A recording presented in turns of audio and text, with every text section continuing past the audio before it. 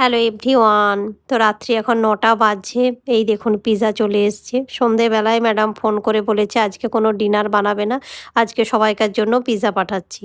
বাচ্চারা তো পিৎজা খেতে পছন্দ করে, আমরাও খুব পিৎজা খেতে পছন্দ করি, সেই জন্য কত পিৎজা পাঠিয়েছে দেখুন। এইটা একটা বড় পিৎজা, মিক্স সব কিছু, কর্ন, ক্যাপসিকাম, অনিয়ন, মাশরুম সব দিয়ে বানিয়েছি। আর বাচ্চাদের জন্য স্পেশালি চিজ পিৎজা। চিজ পিৎজাটা তো বাচ্চাদের পছন্দ হয়। এই দিকেও আছে পিৎজা, আর ওই দিকে আছে পার্সলে। সবাইকার জন্য একটা করে পার্সলে পাঠিয়েছে।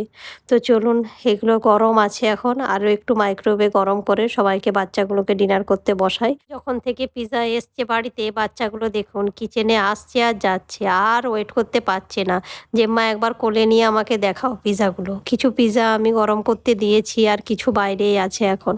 তো চলুন বাচ্চাগুলোটাকে ডিনার করতে বসাই। আর ওয়েট করতে পারছে না ওরা, এত পিৎজা দেখেছে।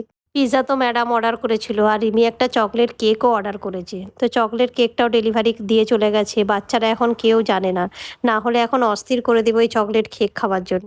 এখন হবে কেক কাটিং। তো কালকে আমাদের আছে অ্যানিভার্সারি, তো অভিজিৎ থাকছে না, কালকে সকালেই মুম্বাই যাচ্ছে, ওর একটা মিটিং আছে।